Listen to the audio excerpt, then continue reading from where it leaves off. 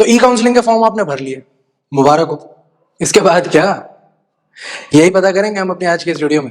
नमस्कार, आदाब, सत श्री अकाल। मैं हूं आशुतोष झा और आप देख रहे हैं आपका अपना चैनल नवगुरु टीवी। तो दोस्तों, ई काउंसलिंग फॉर्म फिल करने के कुछ दिन बाद बारी आती है सीट्स एलोकेशन की। कितने दिन बाद ये किसी को नहीं पता, पर आप क्यों चिंता कर रहे हैं, आपके लिए हम है ना। जैसे ही सीट्स अलॉटमेंट शुरू हो जाती है, हम अब तक पहुंच जाएंगे। चैनल को कर लीजिए सब्सक्राइब, नोटिफिकेशन को कर दीजिए ऑन, और हमारे टेलीग्राम या व्हाट्सएप ग्रुप को कर लीजिए ज्वाइन। नीचे मैं लिंक जो है इन तीनों चीजों के दे देता हूं। बस इतना ही करना है, सारी खबर वहीं पहुंच जाएगी। चिंता नहीं करनी है, वैसी बहुत समस्या है भाई जिंदगी में। ठीक है, चलिए आगे बढ़ते हैं। हाँ, तो सीट्स अलोकेशन की हम बात कर रहे थे। तो सीट्स अलोकेट की जाएंगी सक्सेसफुल कैंडिडेट्स को, और उसके बाद होंगे आपके पास 3 ऑप्शंस। इन 3 में से एक ऑप्शन आपको चूज करना है जो आपके लिए बेस्ट कोर्स ऑफ एक्शन हो, और ये आपको करना है राउंड 1 की जो है डेडलाइन खत्म होने से पहले। क्योंकि अगर आपने ऐसा नहीं किया तो ये मान लिया जाएगा कि कैंडिडेट को एडमिशन लेने में कोई इंटरेस्ट नहीं है, और वो सीट किसी और कैंडिडेट को अलॉट कर दी जाएगी।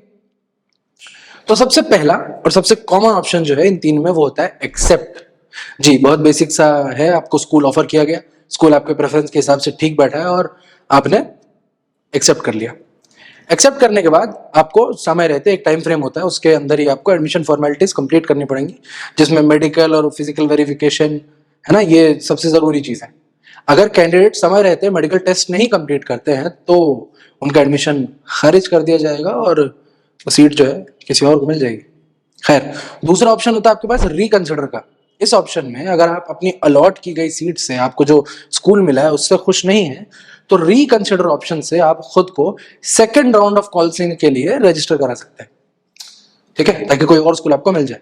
लेकिन ध्यान रहे, एक बार रिकंसिडर करने के बाद वो सीट कैंसिल्ड हो जाएगी और किसी और स्टूडेंट को चली जाएगी, वापस आपको नहीं मिलेगी। तो जब तक आप 100% श्योर ना हो कि आप रिकंसिडर करना चाहते ही हैं, जब तक कोई ऐसी जगह पे ना हो कि जहां पे बिल्कुल ही नहीं भेज सकते अपने बच्चे को, तब तक इस ऑप्शन का इस्तेमाल तो ना ही करें।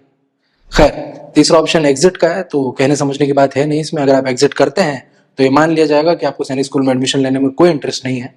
ठीक है, आपको इस पूरे सीट अलॉटमेंट साइकिल से जो है बाहर रखा जाएगा और आपका कैंडिडेचर जो है वो रद्द कर दिया जाएगा। अच्छा, गौरतलब यह है कि अगर आपने इन तीनों में से कोई भी ऑप्शन सेलेक्ट नहीं किया तो भी आपका जो कैंडिडेचर है वो एग्जिट यानी खारिज ही माना जाएगा। ठीक है, तो ये थी कहानी राउंड 1 की। राउंड 2 में क्या है, देखिए, ई काउंसलिंग राउंड 1 खत्म होने के बाद जो सभी अलॉटेड सीट्स हैं उनको चेक, रीचेक और कंफर्म किया जाएगा, और उसके बाद जो सीट्स बचती हैं उन्हें राउंड 2 ऑफ काउंसलिंग के लिए कंसिडर किया जाएगा। इसमें वो भी चीजें कंसिडर की जाएंगी अगर आपने राउंड 1 में रिकंसिडर का ऑप्शन रखा हुआ है। राउंड 2 का भी प्रोसेस सेम रहेगा। ठीक है, वही जो पहले हो चुका है, इसमें वही 3 ऑप्शन है, और इसके बाद भी अगर सीट्स बच जाती है तो उन्हें राउंड 3 ऑफ काउंसलिंग में फिल किया जाएगा, जैसे कि आप इसमें देख पा रहे हैं। ठीक है, चलिए, तो ये था अलॉटमेंट और ई काउंसलिंग का दौर। उसके बाद क्या, इसके बाद जिन भी कैंडिडेट्स को सीट अलॉट हो गई है और उन्होंने से एक्सेप्ट कर लिया है, उन्हें एडमिशन की कुछ फॉर्मेलिटीज कंप्लीट करनी पड़ेंगी। इसमें 2 मेन चीजें आती है, मेडिकल टेस्ट और फिजिकल वेरिफिकेशन ऑफ डॉक्यूमेंट्स। ठीक है, इस पूरी प्रक्रिया का प्रोसेस जो है कुछ ऐसा रहता है कि मतलब स्टेप बाय स्टेप देख लेते हैं। Step 1, reporting at the medical centre. आप मेडिकल सेंटर पर रिपोर्ट करें। सीट एक्सेप्ट करने के बाद कैंडिडेट्स को उन मेडिकल एग्जामिनेशन सेंटर्स पे स्कूल द्वारा दिए गए टाइम स्लॉट के हिसाब से रिपोर्ट करना होगा, जो कि उनके सिलेक्टेड स्कूल ने उन्हें अलॉट किया। ठीक है, जिस सेंटर में अलॉट किया और जिस टाइम में अलॉट किया उसी में जाए। हालांकि उनके कैंडिडेट का मेडिकल टेस्ट, आपके कैंडिडेट का मेडिकल टेस्ट जो बिना किसी समस्या के कंप्लीट हो जाए, ये पेरेंट्स की जिम्मेदारी है। अगर आप कहीं अटक गए, किसी तरह की समस्या में है, तो स्कूल्स भी मेडिकल अथॉरिटी से कोऑर्डिनेट करने में आपकी मदद करेंगे। ठीक है, एग्जिस्टिंग सैनिक स्कूल्स के जो फॉर्म है, जो 33 सैनिक स्कूल के फॉर्म है, वो आपको AISSAC के पोर्टल पे अवेलेबल होगा। और जो न्यू सैनिक स्कूल के कैंडिडेट्स हैं उन्हें एक रजिस्टर्ड गवर्नमेंट डॉक्टर से मेडिकल फिटनेस का सर्टिफिकेट लाना होगा। Step 2, physical verification bye allotted school. Medical fitness report आने के बाद कैंडिडेट्स को अपने एडमिटिंग स्कूल में रिपोर्ट करना होगा और सभी जरूरी डॉक्यूमेंट्स को वेरीफाई करना होगा। ठीक है, अगर बने हुए नियमों पे इनमें से कोई डॉक्यूमेंट जो है वो खरे नहीं उतरते हैं तो आपका एडमिशन कैंसिल भी हो सकता है। इसलिए ध्यान रखें, सारे डॉक्यूमेंट्स सही सही लेकर ही पहुंचे। इसके बाद आखिरी step, payment. Step 3, payment of fee. इन दोनों स्टेप्स के बाद फाइनली आप फीस पेमेंट करके एडमिशन प्रोसीजर को कंप्लीट कर सकते हैं। ठीक है। सारी प्रोसेस होने के बाद फीस यार ले के जाए, मतलब ये काम तो कर ही रहे। सारी प्रोसेस होने के बाद स्कूल्स के प्रिंसिपल जो है वो फाइनल स्टेटस जो है कंप्लीट करते हैं पोर्टल में। उनके पास जो स्टूडेंट पोर्टल, उसमें एडमिट बटन पे क्लिक करके, अगर मेडिकल नहीं हुआ तो यही बटन जो है वो रिजेक्ट कर दिया जाएगा। एक सिचुएशन ऐसी भी होती है जिसमें कुछ कैंडिडेट होल्ड पे रह जाते हैं। मतलब मेनली 2 केसेस में ऐसा होता है कि पहला, मान लीजिए कैंडिडेट को बोर्ड ने मेडिकली अनफिट डिक्लेयर किया।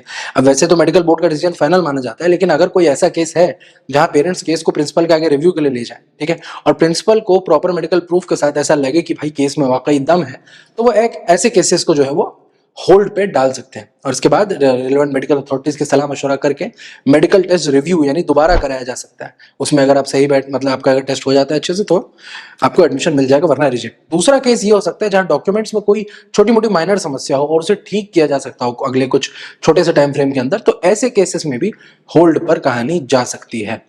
अच्छा, होल्ड पर रखी हुई तमाम सीट्स जो है तब तक जाम फ्रोजन रहती हैं जब तक प्रिंसिपल फाइनली जाकर उन्हें एडमिट या रिजेक्ट, इन दोनों में से कोई ऑप्शन क्लिक करके कंप्लीट ना कर दे। ठीक है, तो दोस्तों ये जो था सैनिक स्कूल की काउंसलिंग के बाद का प्रोसेस था। उम्मीद है आपको ये वीडियो पसंद आई होगी। मैं हूं आशुतोष झा और मैं मिलूंगा आपसे बहुत जल्द एक नई वीडियो के साथ। तब तक के लिए आप देखते रहिए नवगुरु टीवी, क्योंकि सैनिक, मिलिट्री, नवोदय की तैयारी यहीं से शुरू। नवगुरु।